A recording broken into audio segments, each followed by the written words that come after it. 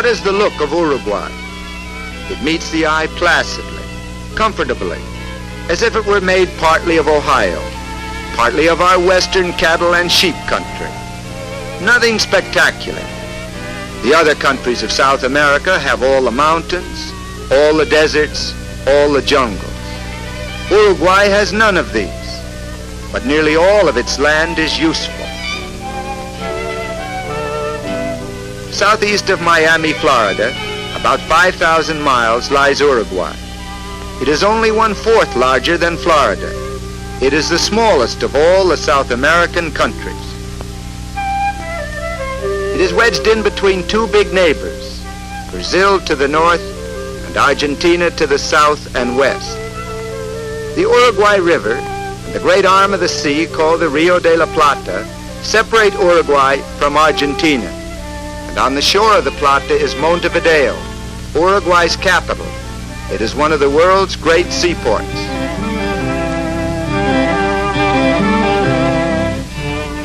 Montevideo is modern. It is 100 years younger than New York or Boston. There are few reminders of colonial days in Montevideo, but plenty of evidence that this is the chief city of a dynamic and progressive country. Of Uruguay's 2 million people, about 1/3 live here in the capital.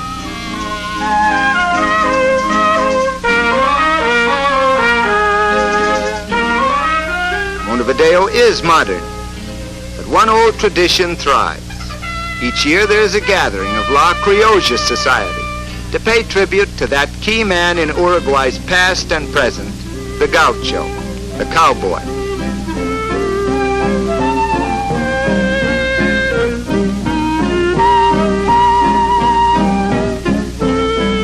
These are cattlemen. Some are ranch owners or executives. Some are workers from the ranches. The whole affair is the city's tribute to the countryside, on which it so greatly depends. For in Uruguay, as truly as in Argentina, the gaucho is the symbol of an important part of the nation's life.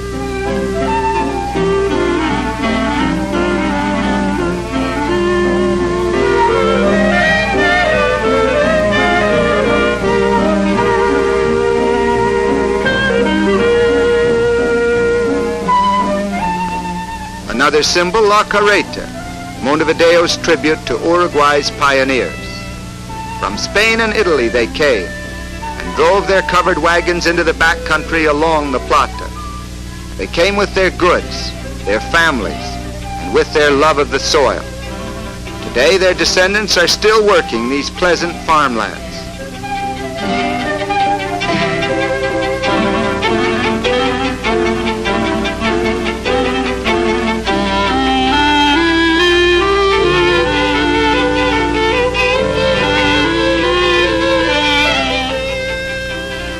The introduction of modern methods has enabled Uruguay to increase its agricultural output. The climate is temperate, the rainfall is dependable, and in the south, in the regions nearest the rivers, the soil is good. These farm workers are drinking mate. To the true Uruguayan, life would be unendurable without this tea-like brew. One of the surprising things about Uruguay, one of the unique things, is that the national minimum wage law and the 8-hour day apply to farm workers. Agriculture claims only a small share, not more than 10% of the country's usable land. But Uruguay feeds itself and even exports a part of its crops. The rivers give Uruguay an easy way of starting farm products, barley, oats, corn, wheat, linseed, toward foreign markets.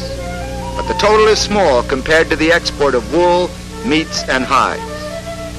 From 80 to 90% of all Uruguay's land is given over to raising cattle and sheep. So we must think of the gaucho, the ranch hand, as Uruguay's #1 worker.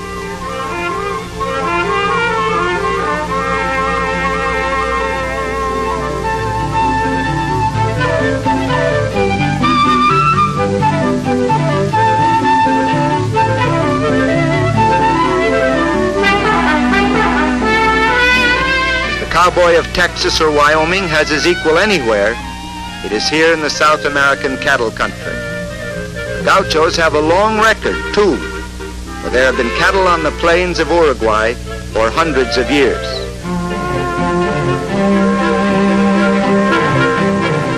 There are 9 times as many sheep in Uruguay as there are people. In proportion to population, Uruguay has about 18 times as many sheep as the United States. Uruguay looks to her millions of sheep primarily for wool, the country's leading single export.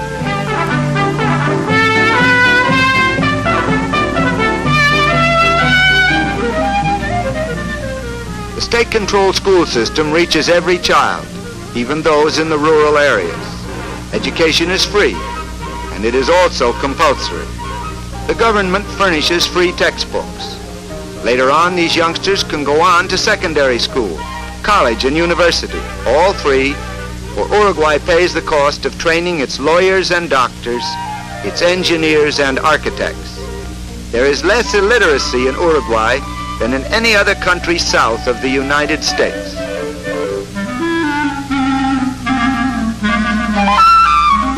It's roundup time at least once a year on the big ranches. And each year over 1 million head of cattle make the trip to market.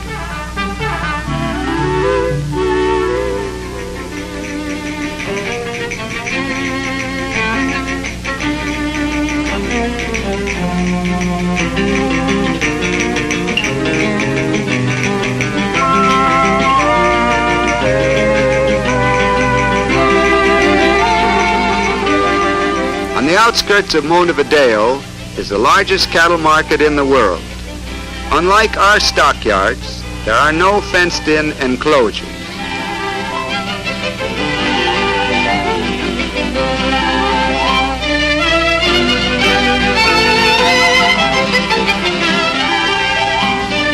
The men we see here are the cattle buyers and sellers.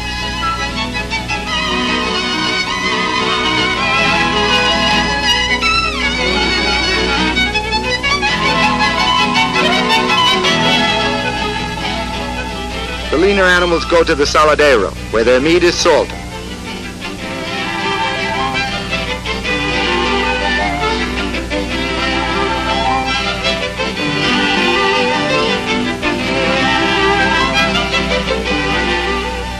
To the frigorifico, a plant for freezing and packing beef for export, go the top-grade cattle. The shower bath gives a good cleansing to their hides and hoofs.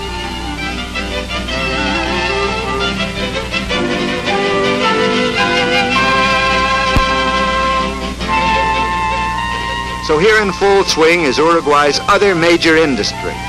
All of this beef is for export. The best customers are the British. Today, much of the beef, before it's frozen, is boned.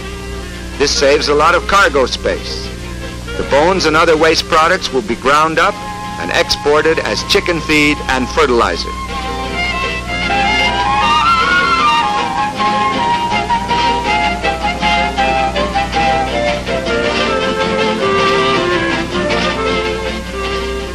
Foreign markets for its meat products and its wool, good harbors and easy access to the world sea lanes, these have meant economic progress and security for Uruguay.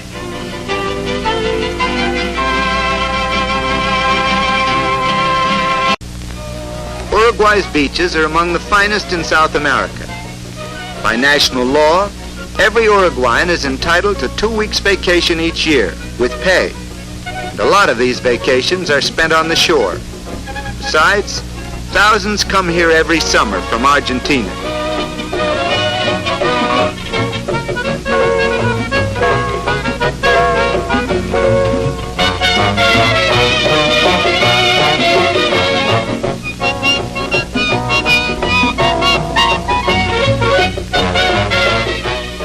As for the casinos, some of them are state-owned, and all of them are operated under official scrutiny and with the government sharing in the profits.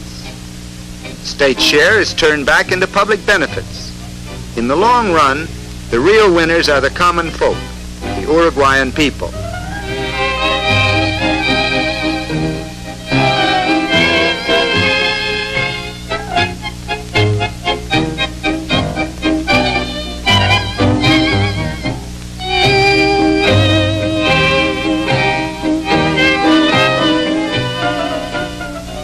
In Montevideo, everybody seems to buy tickets for the public lottery. Many loyal citizens criticize government lotteries, but the officials point out that all the people share in the profits. A hospital, a fine one built with public funds. Casinos and the lotteries helped in raising those funds. Here the poor receive free medical care, including the services of doctors and dentists. Other patients are here because the government's health insurance plan entitles them to hospitalization. It doesn't cost much to be sick in Uruguay.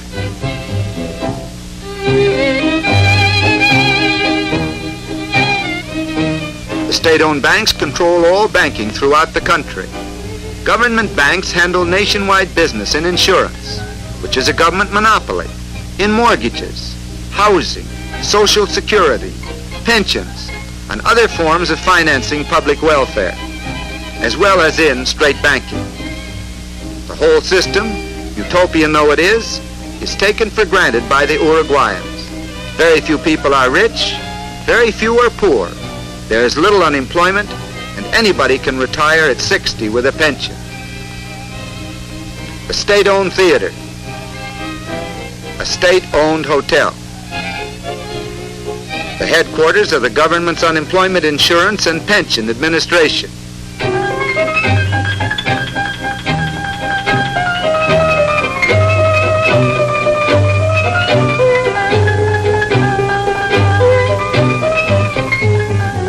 The government owns grain elevators, just as it owns factories for processing cement, alcohol, and petroleum. A citizen is free to go into business. The government will help him. And in many cases, the government will compete with him too.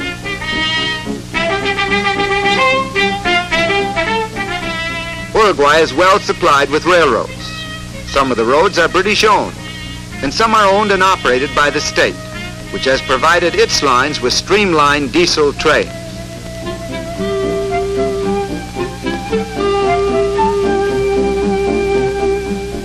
These odd-looking tanks on automobiles are charcoal burners. Uruguay is without oil except by importation, so there's much use of charcoal burned in these tanks to form gas as a substitute for gasoline.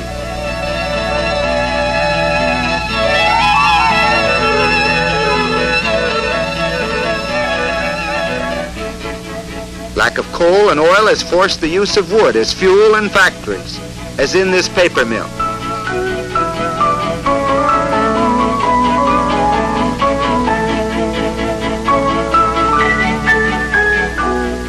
But the straw isn't to be used as fuel. That's going into paper.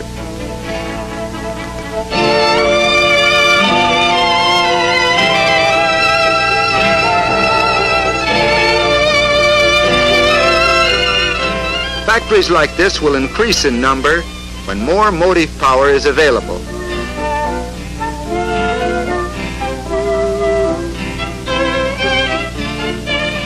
To that problem, the new hydroelectric dam on the Rio Negro is a large part of the answer. The new dam, financed by the government, was started by German engineers using German equipment. But specialists from the United States are helping Uruguayans finish the job. Even with increased electrical power, Uruguay is not likely to become a manufacturing country on a large scale. It lacks raw materials, especially minerals. Stadium in Montevideo is a particularly good one. The brand of soccer played in the stadium is particularly good too. The Uruguayans just naturally take to this game. In 1924 at Paris, and again in 1928 at Amsterdam, they won the Olympic Soccer Championship. The stadium seats 80,000. That leaves only about 2 million Uruguayans outside, doing something else. Umpires are the same the world over, always wrong. Notice that this one is given police protection.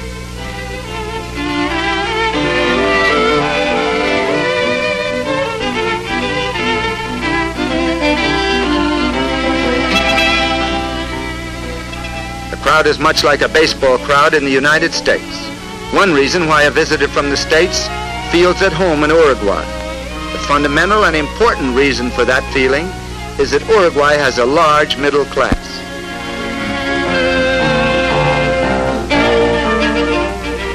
The Senate building, where there has been plenty of proof that Uruguay is a real democracy. Representatives of the people meeting in this chamber have given the country its amazing structure of laws dealing with labor, education, suffrage, public works, and public health.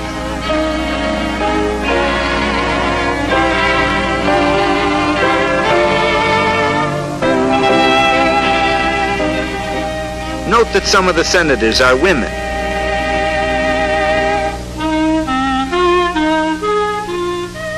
Uruguay has no censorship of news or opinion.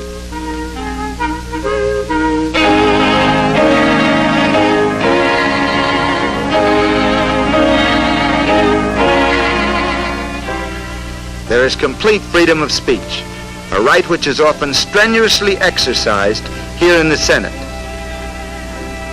It is an outstandingly progressive and democratic land, and Montevideo is indeed a handsome capital.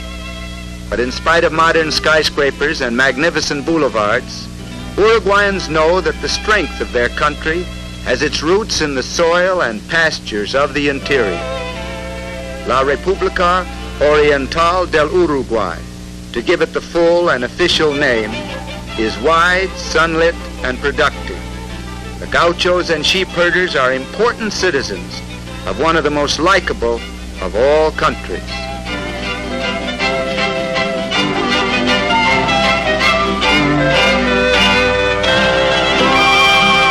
World's great seaports.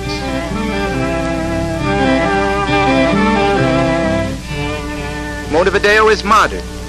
It is 100 years younger than New York or Boston.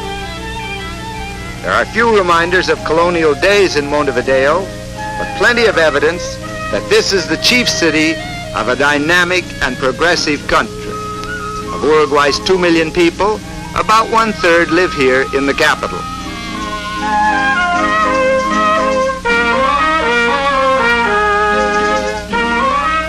Montevideo is modern. Southeast of Miami, Florida, about 5,000 miles, lies Uruguay. It is only 1/4 larger than Florida. It is the smallest of all the South American countries. It is wedged in between two big neighbors, Brazil to the north and Argentina to the south and west. The Uruguay River, the great arm of the sea called the Rio de la Plata, separate Uruguay from Argentina. And on the shore of the Plata is Montevideo, Uruguay's capital. It is one of the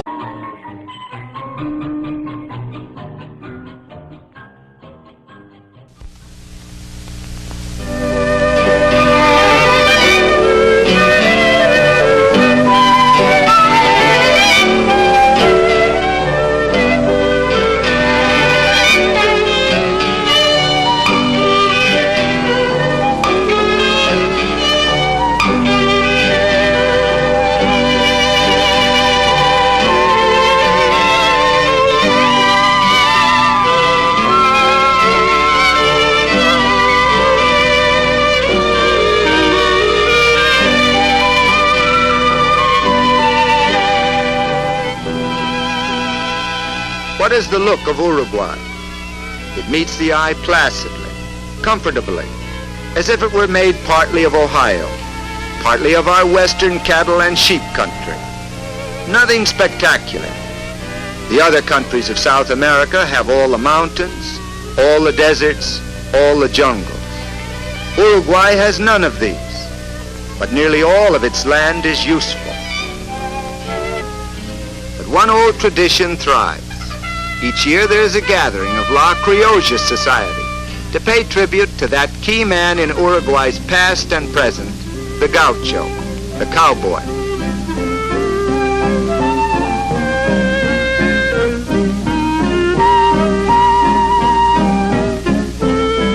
These are cattlemen. Some are ranch owners or executives. Some are workers from the ranches. whole affair is the city's tribute to the countryside, on which it so greatly depends. For in Uruguay,